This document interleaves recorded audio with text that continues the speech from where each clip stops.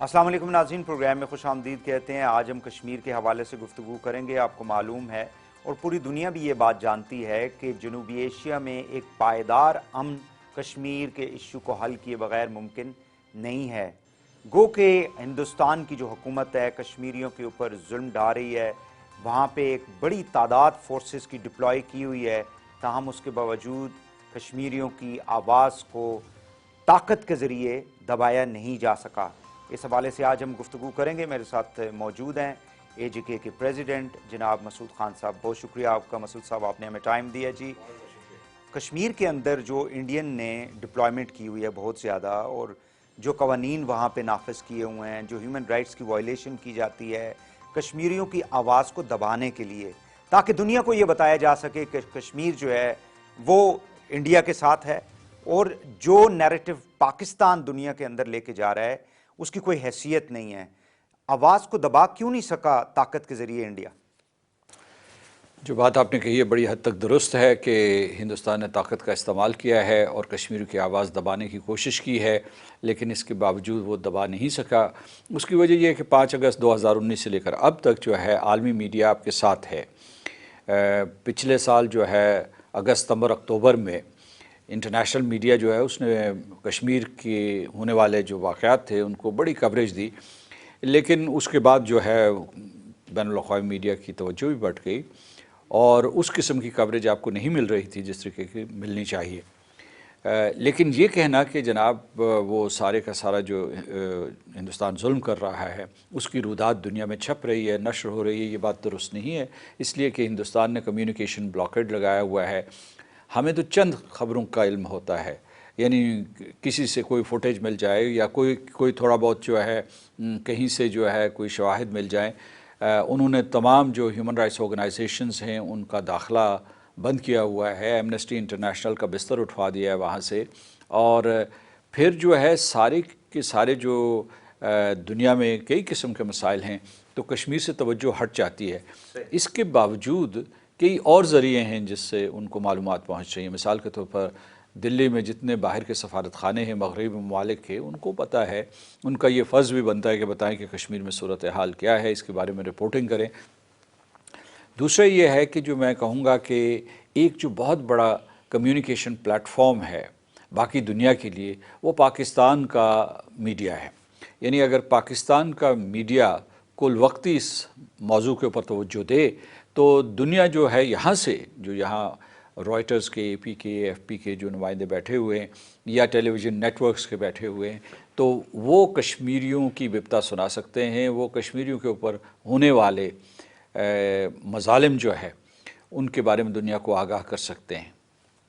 مجھے یہ بتائیے گا کہ بھارت جو ہے کشمیر کے اندر جو پرو انڈین لیڈرشپ تھی وہ بھی آج ان کے خلاف باتیں کر رہے ہیں، اس کی وجہ کیا ہے؟ اگر آپ تاریخ اٹھا کے دیکھیں 1947 میں یا اس سے پہلے یا اس کے بعد جو ہے یہ ان کا حربہ رہا ہے۔ جو بھارت نواز قیادت ہے اس میں شیخ عبداللہ ہوں، ان کی اولاد ہو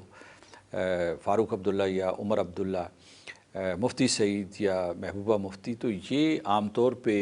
جب اقتدار سے نکالے جاتے ہیں یا مراد سے محروم کر دیے جاتے ہیں یا ان کی توہین و تذلیل ہو رہی ہوتی ہے کسی طریقے سے کشمیریوں کے ہاتھوں، تو اس وقت یہ کشمیریوں کا ہمدرد بننے کی کوشش کرتے ہیں۔ وہی عمل جاری ہے اس وقت۔ یعنی گزشتہ برس جو ہے 5 اگست کے بعد ہندوستان نے ان کو قید کر دیا تھا، ان تمام رہنماؤں کو۔ قید کرنے کی 2 وجوہات تھی، ایک تو یہ کہ ان کو کشمیریوں کے غم و غصے سے بچانا چاہتے تھے، ان کو محفوظ کیا، محفوظ پناہ گاہوں میں منتقل کیا، اور اب جو نکالا ہے تو یہ لوگ بھی ہاتھ پاؤں مار رہے ہیں کہ کسی طریقے سے دوبارہ جو ہے اسی ہندوستان کے دھارے میں داخل ہو جائیں۔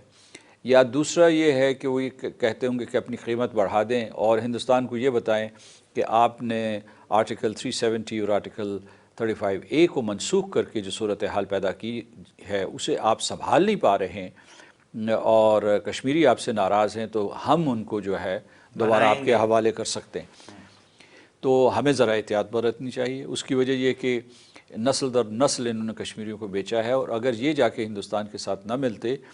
تو شاید ہمیں جو 5 لاکھ جانیں ہم نے دی ہیں وہ نہ دی ہوتی، کشمیری جو قربانیاں دے رہے ہیں وہ نہ دی ہوتی، اور کشمیر آزاد ہو چکا ہوتا، پاکستان کا حصہ بن چکا ہوتا۔ تو اس لیے یہاں جب ہم ان کے ساتھ اظہار ہمدردی کرتے ہیں تو سب سے زیادہ دل شکنی جو ہے وہ سید علی گیلانی کی ہوتی ہے، عمر فاروق کی ہوتی ہے، شبیر شاہ کی جن ہوتی لوگوں ہے۔ نے قربانیاں دی۔ جی، آسیہ اندرابی جو ہے تہاڑ جیل میں ہے، یا یاسین ملک، ان کے دل پر کیا گزرتی ہوگی جب کہتے ہوں گے کہ یہ چونکہ محبوبہ مفتی نے گہرے ہرے رنگ کے یہ پاکستان کے پرچم والے کپڑے پہن لیے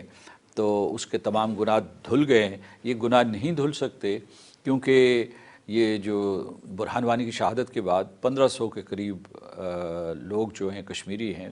وہ اپنی بینائی سے محروم کر دیے گئے پیلٹ گن کے استعمال سے۔ اچھا، یہ میں اس لیے کہتا ہوں کہ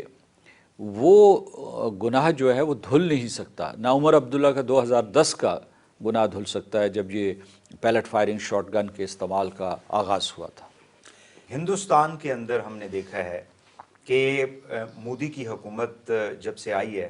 انہوں نے آر ایس ایس کے جو ان کی آئیڈیالوجی تھی اس کو ٹرانسفر کر دیا بی جے پی کے اندر، اور ایک عدم برداشت کا جو ایک نظام ہے اس کو زیادہ پھیلا دیا۔ ہندوستان کے اندر مسلمانوں کے اوپر ظلم ہو رہے ہیں، ایون کرسچنز کو بھی معاف نہیں کیا جا رہا، اور وہ ہم یہ دیکھتے ہیں کہ وہ آوازیں جو کہ ایک ہندوستان کو دنیا کے اندر ایک ڈیموکریٹک کنٹری جو ہے وہ پیش کرتے تھے، وہ آوازیں آج خاموش کیوں ہیں کہ جو مائنورٹیز ہیں ان کے اوپر بھی اسی طرح، خاص کر مسلمانوں کے اوپر کشمیر سے ہٹ کے بھی ظلم ہو رہا ہے؟ 1947 سے لے کر اب تک جو ہے بھارت میں مسلمانوں کے خلاف بہت مہم چلائی گئی ہے اور ان کو بے دردی سے مارا گیا ہے۔ یہ سب تھوڑا سا فرق ہے، جو کانگریس تھی یا دوسری مخلوط حکومتیں تھیں ہندوستان کی، ان کی ایک منافقت کی پالیسی تھی، وہ یہ دنیا کو یہ تاثر دینے کی کوشش کر رہے تھے کہ وہ عدم تشدد پہ یقین رکھتے ہیں۔ تو اس طرح سے سیکولرزم کا ایک پردہ جو ہے انہوں نے دبیز پردہ جو ہے اپنے ارد گرد لپیٹا ہوا تھا، لیکن مسلمانوں کے خلاف ظلم ہوتے رہے۔ جو موجودہ رژیم ہے جس کو آپ یہ بی جے پی اور راشٹریہ سوائم سیوک سنگھ ہے، انہوں نے کھل کر ظلم کرنا شروع کر دیا ہے مسلمانوں کے اوپر، اور اس کے بعد انہوں نے اس کے اپنے ڈاکٹرن کا اور پالیسی کا حصہ بنایا ہے۔ اس کو فسطائیت کہتے ہیں کیونکہ انہوں نے ایک گروپ کو منتخب کیا ہے، ایک مذہب کے ماننے والوں کو منتخب کیا ہے۔ آپ نے درست کہا ہے کہ اس میں کرسچنز بھی شامل ہیں، سکھ بھی شامل ہیں، جو بھی اقلیت میں ہے انہوں نے ان کے خلاف اعلان جنگ کیا ہے۔ سینکڑوں میسکرز جو ہے مسلمانوں کے ہوئے ہیں ہندوستان کے مختلف ریاستوں میں۔ جو سب سے مشہور ہے میسکر وہ گجرات کا ہے، اور وہ نریندر مودی کے زیر نگرانی ہوا تھا، اور جب وزیر اعلیٰ تھے جب وہ وزیر اعلیٰ تھے گجرات میں، اور اس میں ان کے اشارے پہ ہوا تھا جیسے کشمیر میں ہو رہا ہے۔ اور دوسری طرف یہ ہے کہ بھارتیہ جنتا پارٹی نے یہ لائسنس دے دیا ہے عام سویلینز کو اور ان کے جو پرچارک ہیں یا ان کے کارکن ہیں کہ جاؤ اور مسلمانوں کو مارو، اور یہ اچھا کام ہے، یہ نیک کام ہے۔ یہ جو لہر فسطائیت کی اٹھی ہے، اس کے جو وکٹمز ہیں، اس کا شکار جو ہیں، وہ سارے کے صرف مسلمان ہندوستان کے نہیں ہیں، پاکستان بھی، کیونکہ انہوں نے یہ ایک بیان دیا ہے کہ نہ صرف ہم ان کو ملیامیٹ کریں گے جو مسلمان ہندوستان میں رہ رہے ہیں، بلکہ پاکستان کے مسلمان جو ہیں ان کو بھی تباہ و برباد کر دیں گے۔ ان کا نظریہ یہ ہے کہ یہ پورے کا پورا جو خطہ ہے جنوبی ایشیا کا، یہ ہندو خطہ ہے، یہ ہندو راشٹر ہے، اور اس میں یہ لوگ باہر سے آئے ہیں یا انہوں نے زبردستی کسی طریقے سے یہاں کے رہنے والے لوگ جو تھے انہیں اسلام قبول کرنے پر مجبور کیا۔ تو یہ ایک جس طرف آپ نے اشارہ کیا ہے کہ بہت بڑا بحران ہے، ایک تہذیبی تصادم کی فضا وہ آپ جو ہندوستان بات تیار کرنا کر چاہ رہا رہے ہے۔ ہیں وہ یہ ہے کہ مطلب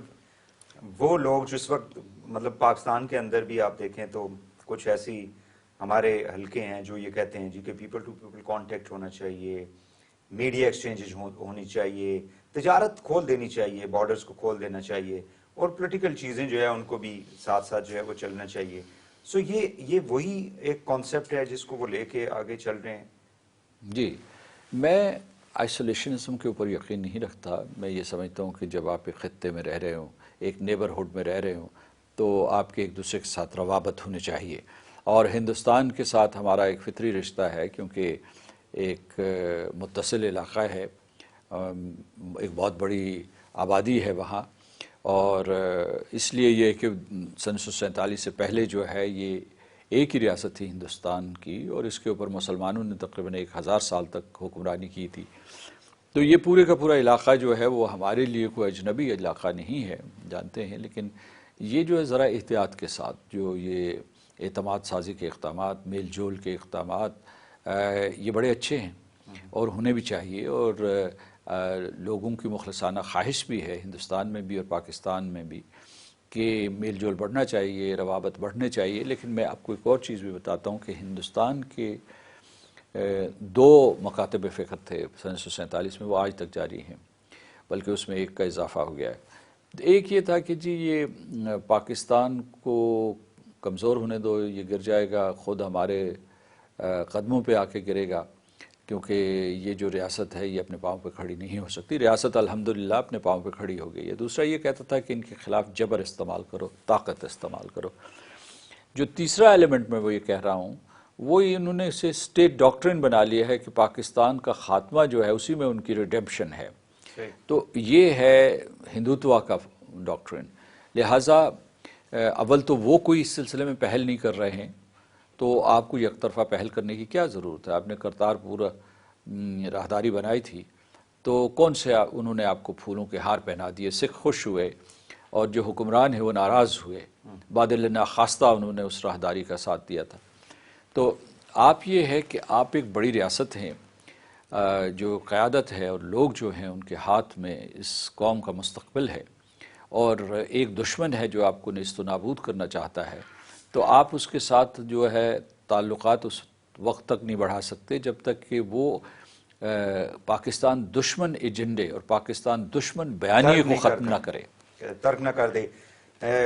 بہت اچھی بات آپ نے کہی ہے۔ ناظرین، گفتگو ہو رہی ہے اے جی کے پریزیڈنٹ جناب مسعود خان صاحب سے۔ یہاں پہ ایک شارٹ بریک لیں گے، بریک کے بعد گفتگو کو آگے بڑھاتے ہیں، ہمارے ساتھ رہیے گا۔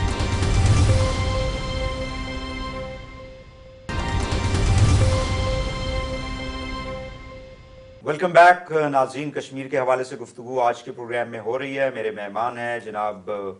صدر اے جے کے مسعود خان صاحب۔ مسعود صاحب، مجھے یہ بتائیے گا کہ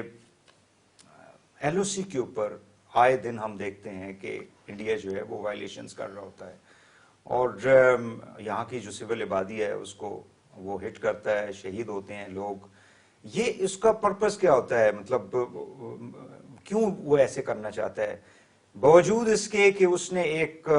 حملہ کرنے کی کوشش کی تھی پچھلے سال 26 فروری کو، اور پھر 27 کو اس کو جواب بھی مل گیا؟ یہ کیوں سول آبادی کو ٹارگٹ کرتا ہے؟ خوف و ہراس پھیلانے کے لیے، اور اس کے کوئی 80,000 کنبے یا 6 لاکھ سے زیادہ جو لوگ وہاں بستے ہیں لائن آف کنٹرول کے اس پار آزاد کشمیر میں، تاکہ جو ہے جو ہماری فوج ہے وہ اس طریقے سے ایک قسم کی والیٹیلٹی کی کیفیت میں ہو، تو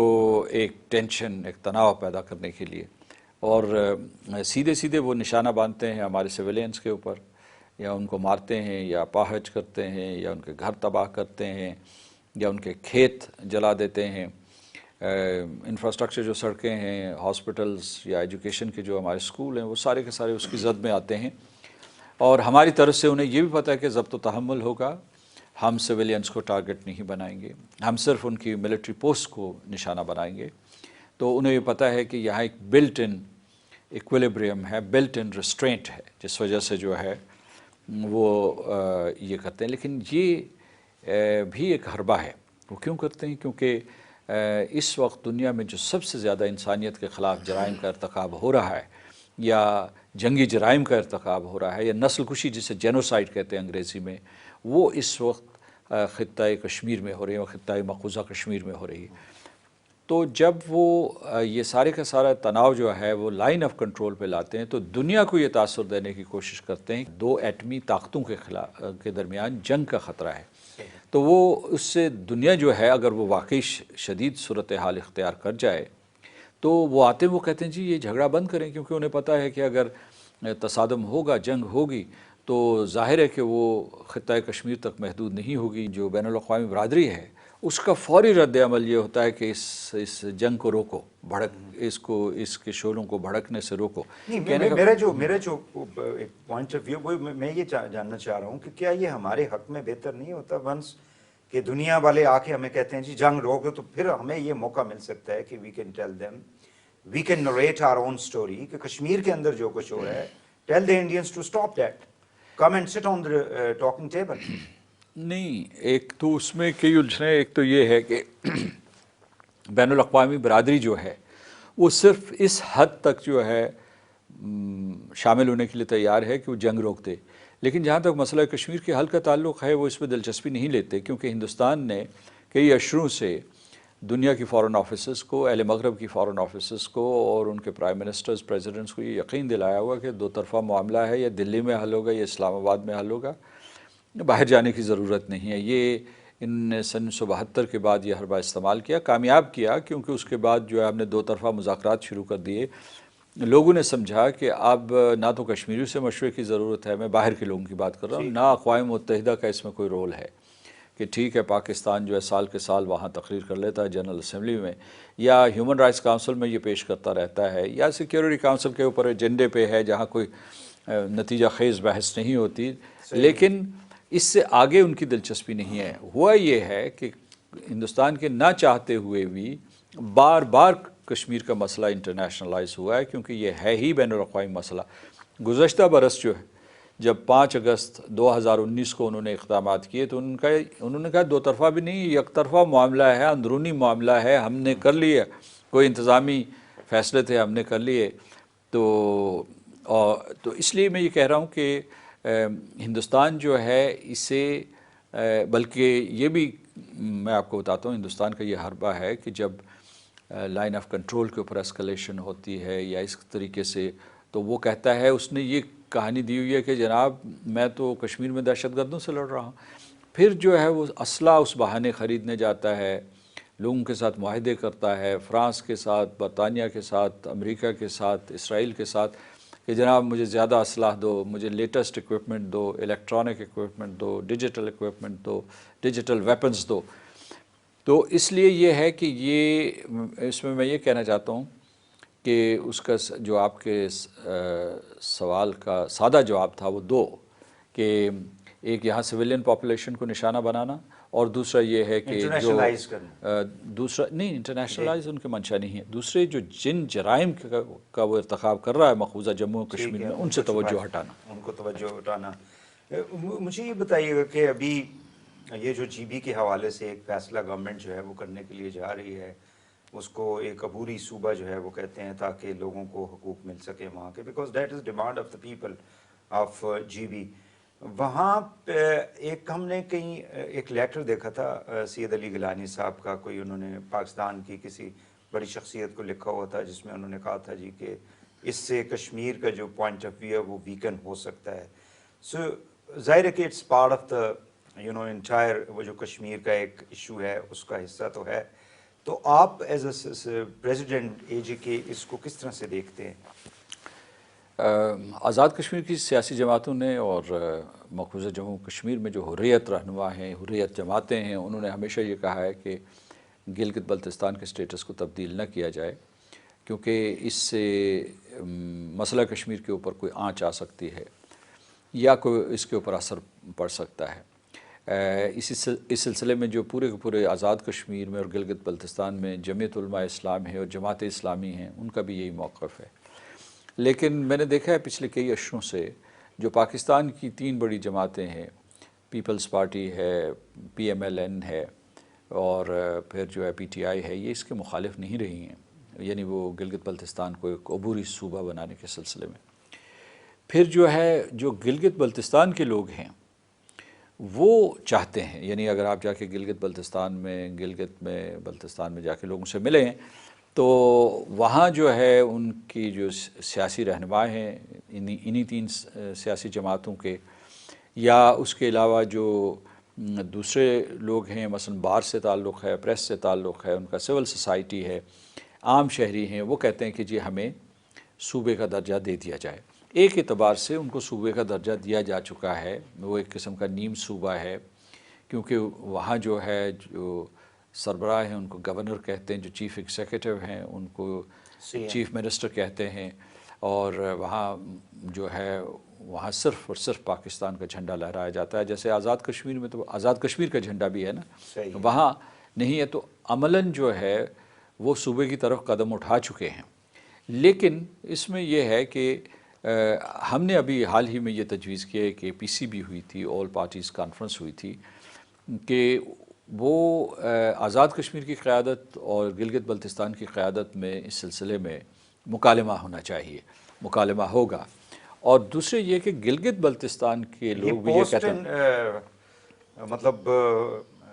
ایکشن ہوگا یا پری ایکشن ہوگا؟ نہیں دیکھیے نا، ابھی تو مکالمہ جو ہے وہ بعد میں ہوگا نہیں، یا ابھی میرا خیال جلد ہی ہو جائے گا۔ لیکن میں صرف یہ کہنا چاہتا ہوں کہ دیکھیے اس میں یہ چیز یہ ہے کہ جو گلگت بلتستان کے لوگ ہیں وہ کہتے ہیں کہ ہم کوئی ایسا قدم نہیں اٹھائیں گے جس سے مسئلہ کشمیر یا مقدمہ کشمیر مخدوش ہوں۔ وہ کہتے ہیں سوال ہی پیدا نہیں ہوتا۔ وہ بھی But اپنے then there are critics, you know, they try to make a comparison کہ اگر انڈین نے وہاں پہ اپنے کانسٹیٹیوشنل وہ جو چینجز کر کے اس کو ڈکلیئر کر دیا کہ it's a part of the union of India, تو یہاں پہ جب ہم اس طرح کی کوئی وہ بات کریں گے تو انٹرنیشنلی انڈینز جو ہے وہ اس پوائنٹ کو لے کے جائیں گے نہیں کہ دیکھیں جی وہ بھی اپنا جو علاقے متنازع تھے ان کو اپنے ساتھ ملا رہے ہیں، سو ڈڈ وی۔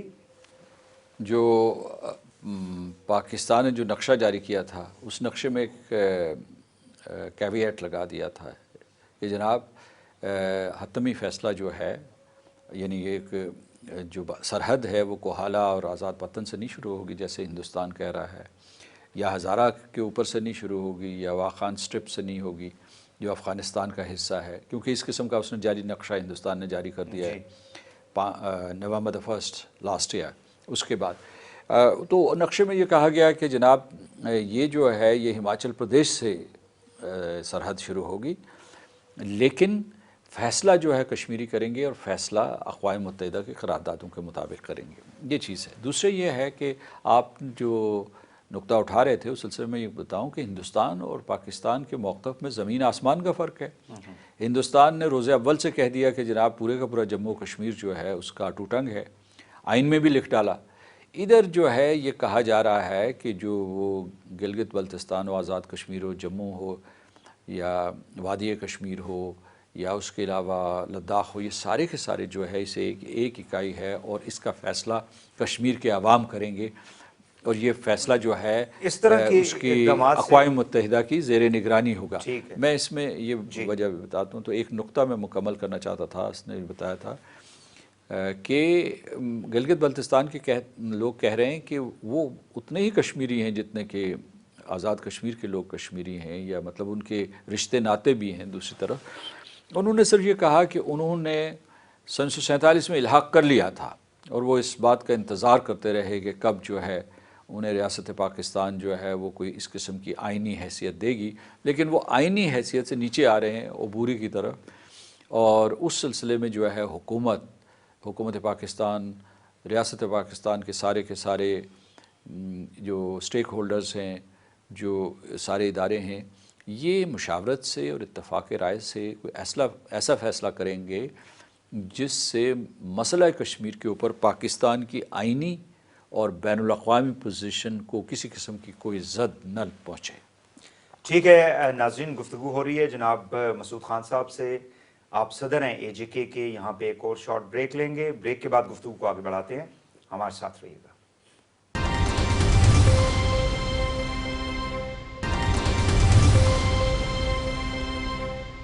ویلکم بیک ناظرین، گفتگو ہو رہی ہے مسعود خان صاحب سے، پریزیڈنٹ AJK۔ مجھے یہ بتائیے گا کہ OIC اس طرح سے مطلب عمل درآمد نہیں کر سکی، ایکشن میں ہم نے نہیں دیکھی۔ لاسٹ 5 اگست 2019، اور اس کے اوپر ہمارے وزیر خارجہ صاحب نے ایک اسٹیٹمنٹ بھی دی جس سے ہمارے سعودی دوست جو ہیں وہ ناراض بھی ہو گئے تھے۔ اب مجھے یہ بتائیں کہ یہ اگر ہم فارن منسٹر لیول کے اوپر بھی OIC ایک کانفرنس نہیں بلا پائی، سال سے زیادہ کا عرصہ، 1.25 سال ہو چکا ہے،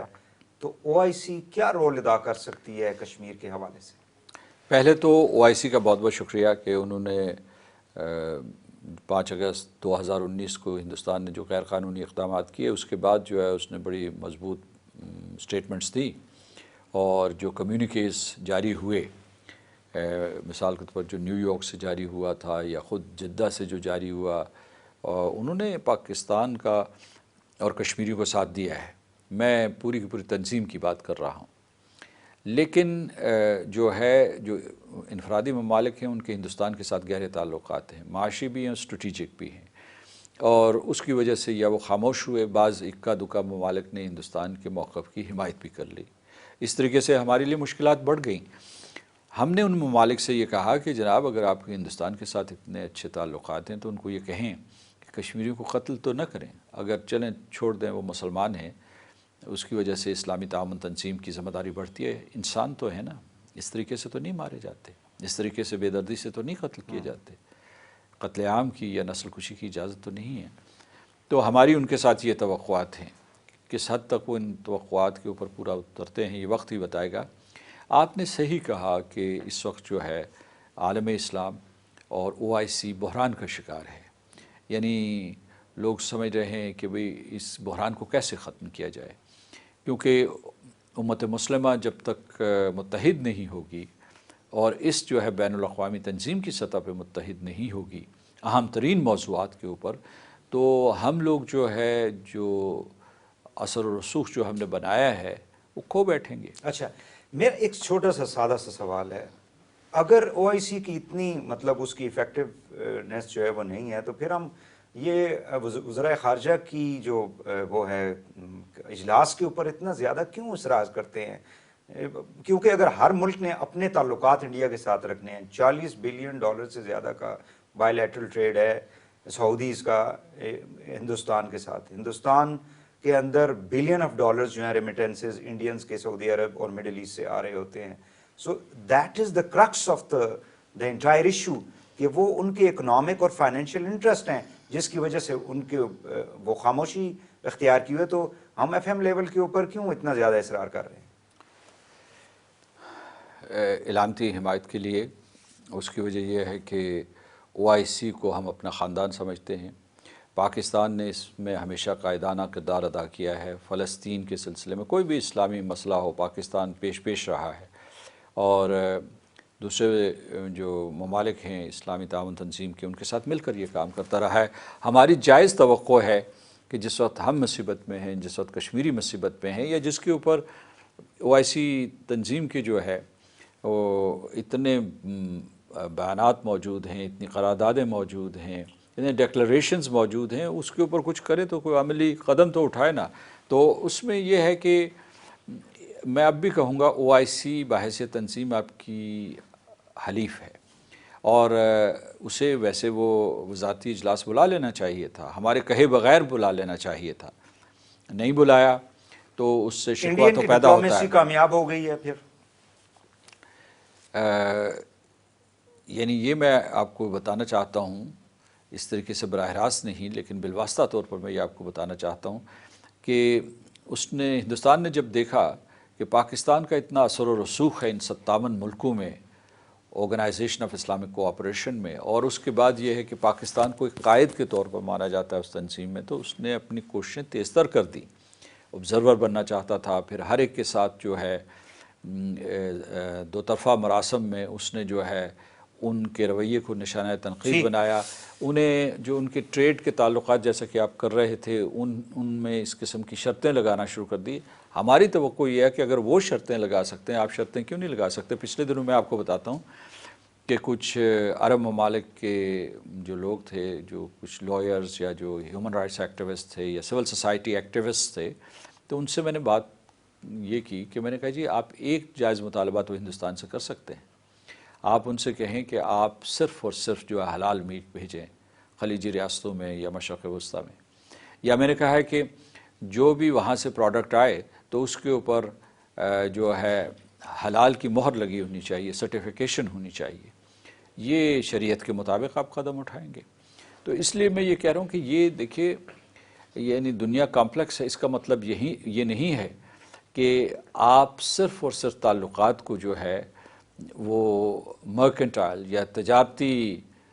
میزان پہ تولیں گے۔ چلیں، ہمارے پاس ٹائم کم ہے سر صاحب، مجھے امریکہ کے حوالے سے، بیکاز امریکنز جو ہے ابھی بھی ان کا انٹرنیشنل انفلوئنس ہے، we have seen that recently Pompeo صاحب جو تھے کچھ ہفتے پہلے پھر انڈیا میں آئے ہوئے تھے، کچھ ان کی جو میزائل ٹیکنالوجی کے حوالے سے کچھ سیٹلائٹ کچھ مطلب وہ ٹیکنالوجی کے اوپر دوبارہ سے انہوں نے کوئی ایگریمنٹ آپس میں کی ہے. And most of the time وہ یہ کہتے ہیں جی اٹ از چائنا اسپیسیفک. تو چائنا اور انڈیا کے درمیان پاکستان پہلے آتا ہے. مجھے یہ بتائیں کہ جو پولیٹیکل چینج وہاں پہ ہونے والی ہے اس سے کوئی ڈو یو تھنک کوئی فرق پڑے گا ان کی پالیسی کے اوپر اگر جو بائیڈن آ جاتے ہیں؟ آپ نے 2 سوال اٹھائے. میں پہلے تو اس بات کا جواب دیتا ہوں کہ جو جیو اسپیشل کوآپریشن کہ ان کا معاہدہ ہوا ہے ہندوستان اور امریکہ کے درمیان, جہاں ملٹری سیٹلائٹس جو ہیں براہ راست ڈیٹا جو ہے وہ ہندوستان کو دیں گے, تو وہ ڈیٹا میں آپ کو بتا دینا چاہتا ہوں کہ وہ پاکستان کے خلاف استعمال ہوگا, اور اس سے کشمیر میں بھی بہت سے جو ہے خطرات اور خدشات پیدا ہوں گے, سر اٹھا رہے ہیں پہلے سے. دوسرا یہ ہے کہ یہ ہندوستان کا یہ کہنا کہ جناب وہ چین کے لیے اسلحہ اکٹھا کر رہے ہیں, وہ اصل میں دنیا کو دھوکہ دینا چاہتے ہیں. آپ ان کی فورسز کی اورینٹیشن دیکھ لیں اور آپ دیکھیں گے کہ ان کی جتنے مسائل ہیں, جتنی توپیں ہیں, ان کا رخ پاکستان کی طرف ہے. ان کے جتنے فوجی ہیں وہ پاکستان کی سرحد کے اوپر, ایل او سی کے اوپر, ورکنگ باؤنڈری کے اوپر ہیں. چین کے ساتھ جو ہے انہوں نے تصادم کرنے کی کوشش کی تھی لداخ میں, اور اس کے بعد انہیں منہ کی کھانی پڑی. اب دوسرا یہ ہے کہ آپ نے یہ سوال پوچھا ہے کہ کیا جو بائیڈن جو ہے, جو بائیڈن ہوں یا براک اوباما یا ہلری کلنٹن, ان کے زمانے میں جو پالیسی تھی یہ اس کا تسلسل رہے گا. لیکن امریکہ کا بھارت کی طرف بہت زبردست جھکاؤ ہے. میں اس میں کوئی خاص بڑی تبدیلی نہیں دیکھ رہا, لیکن اس کا یہ مطلب نہیں ہے کہ ہم لوگ جو ہے امریکہ کے ساتھ تعلقات منقطع کر دیں یا اس کے بعد جو ہے صرف تنقید تک اسے محدود کر دیں. امریکہ کے ساتھ ہمیں کام کرنا چاہیے ہر سطح پہ, وائٹ ہاؤس میں, اسٹیٹ ڈپارٹمنٹ, باقی جو محکمہ جات ہیں, پریزیڈنسی سے ڈائریکٹلی ہمیں احتجاج کرنا چاہیے, اور اس تعلق میں ایک خاص قسم کا توازن پیدا کرنے کی کوشش کرنی چاہیے, کیونکہ ہمارے مفادات کو ضرب لگ رہی ہے. آخری چھوٹا سا ایک سوال ہے, یہ جو پاکستانی پالیٹکس کے اندر یہ پی ڈی ایم جو قائم ہوا, اور اس میں ہم نے دیکھا کہ آپ کے جو اے جے کے پرائم منسٹر ہیں وہ بھی ایک اجلاس کے اندر شامل تھے, پھر ان کے اوپر جو ایف آئی آر ہوئی اس کو انہوں نے پھر ایک سٹیٹمنٹ ایسا دیا کہ انڈینز نے پھر اس کو کافی زیادہ پلے اپ کیا کہ جی ان کو بھی ان کے خلاف بھی غداری کا مقدمہ درج ہو گیا. سو ڈو یو تھنک اس طرح کی چیزوں کو اوائڈ کرنا چاہیے, یا ان کو بھی پاکستانی پالیٹکس کے اندر جو کشمیر کے لوگ ہیں اس کے اندر مداخلت کم کرنی چاہیے؟ پاکستان اور آزاد کشمیر کے تعلقات بہت مضبوط ہیں. اگر اس سلسلے میں جو ہے کچھ شکوے بھی پیدا ہوئے تو وہ اس وجہ سے ہوئے کہ جناب ہم تو بالکل ایک دوسرے کے ساتھ ملے ہوئے ہیں اور ہمارے گہرے تعلقات ہیں, اور جو جموں و کشمیر کا بچہ جو ہے وہ پاکستان زندہ باد کا نعرہ لگا رہا ہے. تو میرا خیال ہے کہ وہ ایف آئی آر نہیں ہونی چاہیے تھی. جن صاحب نے وہ ایف آئی آر کروائی انہوں نے ناقابل اندیشی کا ثبوت دیا. جس پولیس اہلکار نے اتنی سرعت اور تیزی کے ساتھ اسے درج کیا اسے بھی ایسا نہیں کرنا چاہیے تھا. یہ ہے کہ جو بیانات ہیں اس میں ایک بات تو واضح ہوئی جو ہمارے وزیر اعظم آزاد کشمیر کی طرف سے آئی, یا پھر جو اور لوگوں کی طرف سے جنہوں نے ان کی حمایت میں دی, وہ یہ کہ انہوں نے اس کی مذمت بھی کی. سب لوگوں نے مذمت کی اس بیان کی, لیکن انہوں نے ساتھ ساتھ یہ کہا کہ کشمیریوں سے بڑا پاکستانی کون ہو سکتا ہے, یا پاکستان کا وفادار کون ہو سکتا ہے, یا پاکستان کے مفادات کا علم بردار کون ہو سکتا ہے. تو اس وجہ سے بھی وہ اچنبے کا باعث بنی وہ جو ہے. تو میں سمجھتا ہوں کہ اگر پاکستان نے کامیاب ہونا ہے تو اتحاد کا مظاہرہ کرنا چاہیے, اتفاق کا مظاہرہ کرنا چاہیے. جن چھوٹے موٹے مسائل میں ہم الجھے ہوئے ہیں ان سے ہمیں باہر نکلنا چاہیے, اور بڑے اعتماد اور حکمت عملی کے ساتھ ہم پاکستان کو ایک عظیم ریاست بنا سکتے ہیں, اور یہ خواب ضرور پورا ہونا چاہیے. بہت شکریہ آپ کا مسعود صاحب. Thank you very much for your time and such a good and Frank discussion. بہت شکریہ آپ کا. ناظرین, گفتگو ہو رہی تھی اے جے کے پریزیڈنٹ جناب مسعود خان صاحب سے. آج کے لیے اتنا ہی. وحید حسین کو پروگرام سے اجازت دیجیے. اللہ حافظ.